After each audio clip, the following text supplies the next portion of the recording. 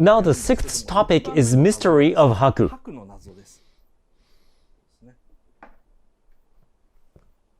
So, here is the scene where Chihiro embraces Haku, who comes back covered with blood.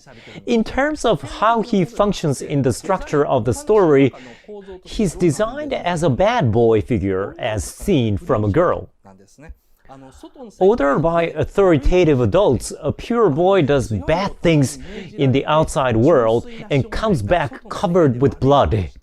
But such a bad boy who regular people are scared of is kind to this one girl, just like a hero in the girls' comic books. He's a boyfriend figure in the story.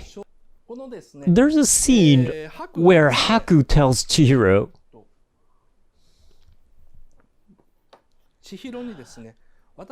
"I've always been watching you." When Chihiro asks, "How do you know my name?" he answers, "I have known you since you were little." At the scene where Haku passes on the rice bowl to Chihiro, Haku can't remember his name. After all, his name has been taken away. That's why he says, "I can't even remember my own name, but it's strange, I remember you." Again, most people just follow the spoken lines, and if we take the line as it is, Haku is the guardian god of a river called Kohaku River, who rescues Chihiro when she's about to drown there. So he knows her because of that incident. At least that's what the script says. He says, "I knew you since you were a child." However, the line that says, "I can't even remember my own name, but it's strange I remembered you," doesn't make much sense. For example, when Chihiro worries about Haku when he's injured, Kamaji says, "It's love." He says, "This is love, love." But this too is too unlikely for any of Miyazaki's previous anime. Even if the protagonists in his movies like each other, they usually don't express their feelings in such a straightforward way. So why is it different here? But it helps us think about the strange scene where Chihiro remembers the past. It's toward the end of the story where she flies with Haku. It's a scene after they go to see Zeniba, ask her to forgive Haku, and now she flies in the sky on a white dragon, the incarnation of Haku. It is the biggest climax of the movie. There Chihiro suddenly remembers. Well, like this. A hand is stretching out into the water. But the thing is, the size of the splash here is too big for just a hand put in the water. We can also think that it's because Chihiro drops, but no. If it's after she drops, then there shouldn't be such a big splash of water before the hand goes in. It looks like a hand stretches out toward the splash, caused by something bigger. In the next scene, Chihiro remembers it. Now, please take a look at her shoulders. The color of the face and the shoulders is the same. This tells us that she's naked.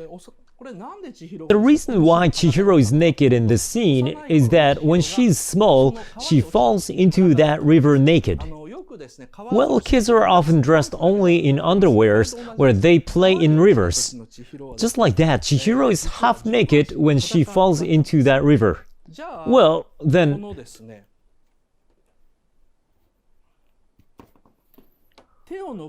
the child who's reaching the hand out is wearing a t-shirt. Isn't that weird? If that hand was Chihiro's hand, the situations would contradict, because she's at least not wearing anything on her upper body. The question is then, what is being depicted? The child's hand is extending to where someone fell. According to the storyboard, it's a child's hand, but it's not Chihiro, because Chihiro fell into the river naked. A child's hand stretched out to save her. In other words, there should be some child wearing a t-shirt who reached out to help Chihiro. And who's that?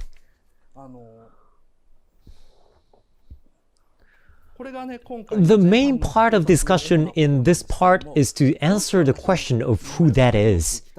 When Chihiro says, "How do you know my name?" Haku says, "I've known you since you were little."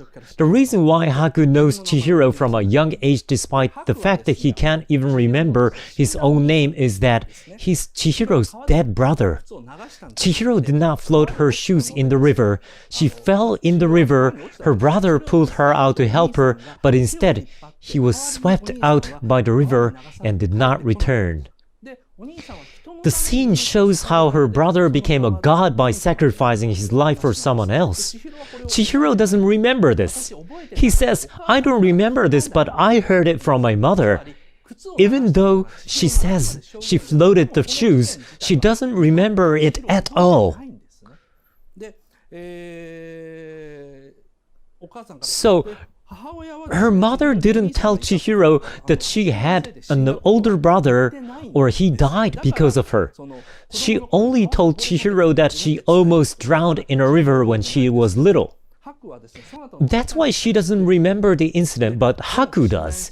The reason why Haku says, "It's strange that I remember you," and Kamaji affirms, "It's the power of love," is because it's fraternal love. Haku doesn't want to hurt Chihiro's feeling, so even if he remembers what happened, he won't say it, nor will Kamaji. Or maybe Haku himself doesn't remember the incident. In the movie, they say Kohaku River was filled up with earth and disappeared later. The expression implies death, because this idea of landfill is a metaphor for burial, funeral, or a corpse. But he still is not a perfect god because Chihiro can see him. The real gods are only visible near Abraya at night after the lights are turned on. In the end, he does turn into a perfect god.